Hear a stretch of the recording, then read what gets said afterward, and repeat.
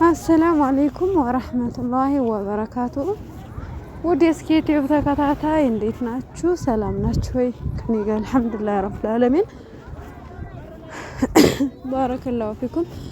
ውዶችዬ ትንሽ ብርድ መቶኝ ድምጼም እንዲሁም ደግሞ ይሆናል አይደለ ትንሽ አመም አድርጎኛል ማለት ነው። ኢንሻአላህ አላህ አፋ እንዳያረገ ዱአ አድርጉልኝ።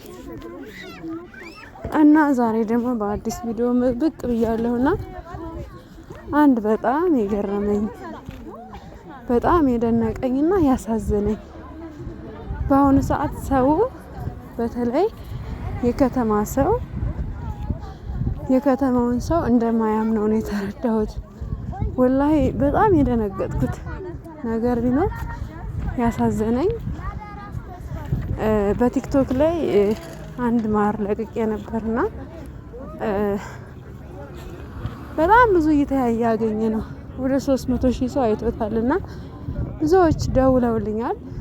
ያው እንግዛሽ በማለትና ያው የመለስኩላቸው ማለት የሁሉንም ሰው እንትናት መልሳችሁ ስለማትገፉት ያው ለዛ ሁላ ሰውም ደግሞ ማር ስለማይገኝ በዛው ልክ ደግሞ የሚገርመው ነጋዴው ማሩ በጣም ወለላና ቆንጆ ማር ስለሆነ ያው አንዳንድ ሰዎች ለመቀላቀል የሚፈልጉት ሰዎች አሉና ከዛ አንድ አባት ይደውላሉ። ሰላም አለይኩም ሰላም ወራህመት ሰላም ነሽ እናት እንዴት ነሽ? ደህና ነኝ አልሐምዱሊላህ። በቲክቶክ ሳየው ማሩ በጣም ቆንጆ ነው፣ ግን አዲስ አበባ ላይ ማር መግዛት ወይ መርዝ መግዛት ወይ ለሞት ነው ወይ ለበሽታ ነው። በቃ ከሁለት አንዱ ነው። አዲስ አበባ ላይ ማር ገዝቶ የሚበላ ወይ ሊሞት ነው ወይ ሊታመም ነው አሉኝ። በጣም ደነገጥኩ ወላሂ። የዚህን ያክል አልኳቸው። አዎ ልጅ እና እኛ ማር እንፈልጋለን አሁን የሀገሯ ለመረጋጋት እንጂ ከገጠር ነበር የምናስመጣ። ትክክለኛ ከገጠር የምታመጪውና የምታስመጪው ከሆነ ንገሪን ምናምን አሉኝ ማለት ነው። እና ደንግጬ ወላሂ የዚህን ያክል ስላቸው አሁን ያሉ ማለት ለምን ነው ግን ወላሂ እንደዚህ የምታረጉ ነጋዴዎችስ ምን ልትጠቀሙ ነው? ፈልጋችሁ ነው ወይስ አትፈልጉ? ያኔ ምንም በተመለከተ ነው እንዲህ ልታረጉ የቻላችሁ? ወላሂ ምሬን ነው ነበር የደነገጥኩኝ ወላሂ። ማለቴ በቃ ማለት አንድ ነገር አለ ኮሜንት ላይ ያው ብዙ ጊዜ የሚዲያ ሰው ስትሆኑ ስድብ አለ፣ ትችት አለ፣ ብዙ ነገር ያጋጥማችኋል። በዛው ልክም ማለት ቅን አመለካከት ያላቸው ልጆች አሉ። ከዛ አንዱ ምን ይላል? እርግጠኛ ነኝ ይሄ ማር ግማሽ ኪሎ ስኳር ነው፣ ምን ችግር አለው ንጹህ ማር አምጥተሽ ልንገዛሽ ያለችኝ በጣም ያሳዘነችኝ ወላሂ። አንዷ ደግሞ እውነት ይሄ ማር ራሱን ካመጣሽልኝ እጥፍ ነው መከፍልሽ አለችኝ። አንዷ ደግሞ ወላሂ ምሬት ነው ምን አለኝ? ጀሶ ምን በምንድን ላይ ነው ጀሶ የሚያረጉ? በማር ላይ ስኳር የሚያረጉ ብቻ ቦታ ሰጠችውና ሰው ማለት ነው ግርም አደረገኝና የዚህን ያክል ተፍራርቷል። የዚህን ያክል አንዱ በአንዱ ላይ ደባ ይሰራል። በቃ የዚህን ያክል አንዱ ለአንዱ አይፈላለግም፣ ጠላት ነው ብዬ እንዳምን ያደረገኝ ወላሂ እውነቴን ነው የምላችሁ። እና እንደው ነጋዴዎች የምር ነው ሙስሊሞችም ሆኖ ካፊሮች አላህን እንፍራ። ወላሂ እውነቴን ነው ከኔ ጀምሮ የምር አይተን እንግዛ፣ ማድረግ ያለብንን እናደርግ። ገብቷችኋል? ገና መቼም ይሸጣል ተብሎ ሰውን ለበሽታ መዳረግ፣ ሰውን በሽተኛ ማድረግ፣ የሰውን ህይወት መግደል ከባድ ነው። ይሄ ሰውዬ እንዲህ ሊያደርገው ከሆነ ነገር አለ። ምሬ ነው ወላሂ በጣም ገረመኝ፣ አጀበኝ። የምሬ ነው የምላችሁ። እንደዚህ ሆኖ እስከመቼ አንዱን አንዱ ፈርቶት አንዱን አንዱ ተናንቆ አንዱ ለአንዱ ጉድጓድ ቆፍሮ እንደኔ ጥሩ ነው አይደለም ማለት ነው። ኢንሻአላህ ባረከላሁ ፊኩም። አላህ ይጠብቃችሁ፣ ሀገራችንን ሰላም ያድርግልን። ኢንሻአላህ መጨረሻችን አላህ ያሳምረው። እና እኔ ደግሞ የምለው አላህን እንፍራ ነው። ወላሂ ምሬ ነው። እንደዚህ በተለይ ነጋዴዎች በነገራችን ላይ እንደ ገበሬ ሐላል የሚመገብ የሚበላ የሚሰራ ሰው አላየውም። በርግጥ ንግድም ሐላል ነው፣ ግን እንደዚህ አይነት ነገር ይሄ ሰውዬው ባሰበበት ልክ ሰው ሁሉ የሚያስብ ከሆነ በጣም ከባድ ነው። ገብቷችኋል? ኢንሻአላህ እና ለዛ ነው እንደ ወላሂ ፈራሁኝ፣ አዘንኩኝ። የምር እንዲህ ሆነን እስከ መቼ ድረስ ማለት ነው። የምሬ ነው ወላሂ። አንዳንዴ የሚገርመው ሀታ የሚገርመው ነገር ሱብሃንአላህ እንትን እንኳን ማለት ነው ይሄ ልብስ እንኳን ብዙ ልብስ ስንሸጥ ማለት የሆነ እንዴት ማለት አንዳንዴ የሆነ የምንሰጠው ነገር አለ። እኔ ባለፈው በእርግጥ ገጥሞኛል። አንድ እህቴ ያው ማርቆስ ገብረ ወርቅ አረዋዘነ ሻሾች እና እንዲሁም ለማዘሯ ነዶዎች ምናምን ወላሂ ምሬን ነው የምላችሁ። በነገራችን ላይ በአይኔ ያልታየ ነገር በጣም ዋጋ ያስከፍላል። ግን የሚገርመው እኔ ከዛ ሁሉ አረዋዘነ ስገዛት ምሽጧ ነጋዴዋ መጀመሪያ የሰጠችኝ 3ኛ ደረጃውን ነበረ። ግን በጣም ነበር የደነገጥኩት። ነጥዬ ሳጣፋው በቃ ለሆነ የ10 አመት ወይም የ15 አመት ህፃን የሚለብሰው እንጂ ትልቅ ሰው የሚለብሰው አይደለም። ገባችሁ? ከዛ እኔ ይሄን አልፈልግም፣ እኔ እንደዚህ አይነት እኮ ማምጣትሽን ታቅነሮን ያልገዛም ስላት አመጣችው ዋናውን ማለት ነው። እና ከዛም በኋላ ነበር እኔም ልጅቷን ማሬ ወይም ደግሞ እህቴ የነገር ዋጋው ይጨምራል፣ መጀመሪያ የሰጠች ሌላ ነው፣ በሁለተኛው ግን ስላት ልጅቷ ማላቅማማችሽ ነበር ያለችኝ። እና እንደዚህ አይነት ነገር መጠቀም የተሻለ ነው ማለት ነው። ኢንሻአላህ ማለቴ በቃ ዋጋ ብንጨምር ይሻላል እንደኔ ማለት ነው። የሆነ ሰውን በሽታ ላይ የሚጥል ነገር ብንታምንመግብ ጀሶ ምን ድንጋይ ነው ያረጋሉ ያለኝ ሰው አለ። ራሱ እንግዲህ ጀሶ ወላሂ ጀሶ እኮ ግርግዳ የሚቀባ ነው።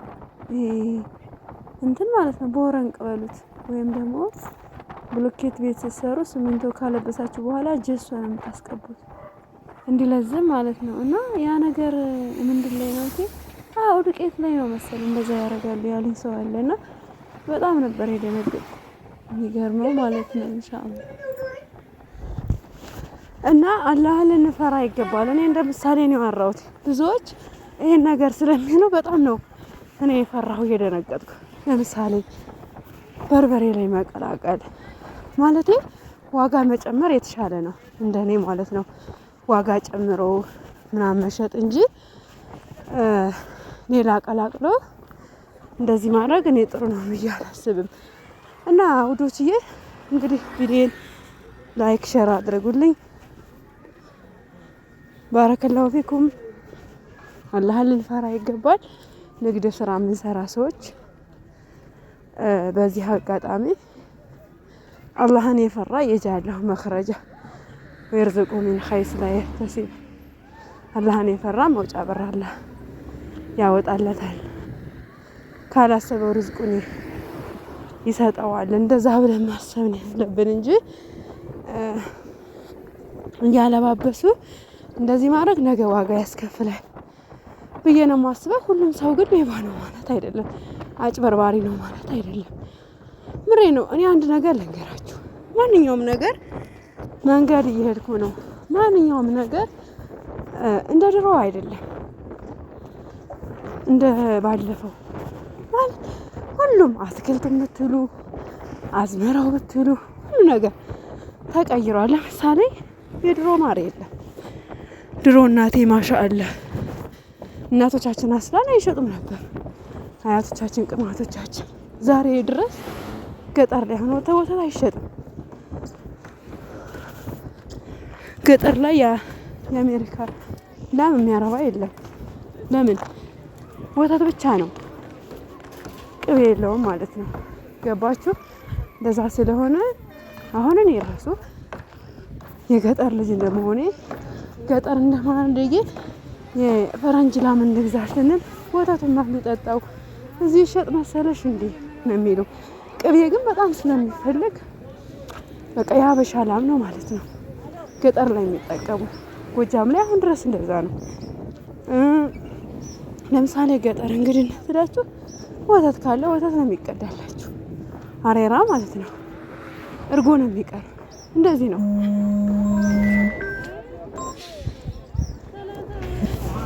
እና ውዶችዬ እንደው ጥንቃቄ እናድርግ። የምሬ ነው የምላችሁ። እኔ አፈርኩ ለራሴ ማለት ነው። በጣም አፈርኩ ማለት አንዳንድ ሰው እንዲሁ ዝም ብለው እናንተን ተንኮል በተንኮል እንትን የሚላችሁ ሰው አለ። ያንን ወደ ጎን ተውት። ግን የሚያጭበረብሩ ሰዎች የምር ተጠንቀቁ። በጣም አላህን ልንፈራ ይገባል። በእርግጥ አንዳንዴ ለሰው ጥሩ ብላችሁ መጥፎ እጥፍ የሚመለስ ነገር አለ። ምላሹ መጥፎ የሚሆን እነዚህ ይሄ ነገር እናንተ ሀቅን እስከያዛችሁ ድረስ ሰዎች የፈለገ ቢቀባጥሩ የፈለገ ቢሉ አሸናፊ መሆናችሁ አይቀሬ ነው። ግን እንደው አላዩም ተብሎ ማድረግ ይሄ ነገር ዋጋ ያስከፍላል ነገ ላይ። ያው የሰው ልጅ ብዙ ነገሮች ስለሚገጥሙት በህይወት ዘመኑ በተለይ የሰው ልጅ ሲኖር በፈተና የታጠረ ነው። ያ ነገር እንዳለ ሆኖ ግን ምናልባት ያ ፈተና በጥሩ ከሆነ አላህም ይፈትናል። ምላሹ የተሻለ ነው። መልሱ ብዙ ነገር ልታጡ ትችላላችሁ። ግን አላህ በተሻለ ሊተካችሁ እንደሆነ መገንዘብ አለብን። ምናልባት እኮ አላህ በወንጀላችን ሲቀጣን ወንጀላችንን እንዲመረን ሊያብስልን እንጂ ሌላ መጥፎ ነገር ሊሆን አይደለም። ሀታ የሚገርመው አላህን ወንጅለን አላህን ጎርተ ነው አላህን አምፀ ነው ይቅርታ ካልነው እሱ ይቅር ባይ ነው። አልሐምዱሊላህ። ያ እንዳለ ሆኖ ግን ሰው እንዲህ ተስፋ እንዲቆርጥ አንዱ እንዲፈራው ማሰብ በጣም ከባድ ነው። እንግዲህ አንድ አባት ምን አሉኝ፣ አዲስ አበባ ላይ ማር መግዛት ወይም ማንኛውም ወተትም ይሁን ምንም ይሁን ዱቄትም ይሁን ጤፍ ይሄ ነገር እንደዚህ ማድረግ በቃ ወይ ለሞት ነው ወይ ለመታመም ነው ያለበት ምክንያት አለው። ግን ያ ሆኖ ደግሞ ሁሉም ሰው ነው ማለት አይደለም። እና ኢንሻአላህ ወዶችዬ ቪዲዮ ላይክ ሼር አድርጉልኝ። ያው የምታዝዙት ካለ ትዕዛዝ የረመዳን አሁንም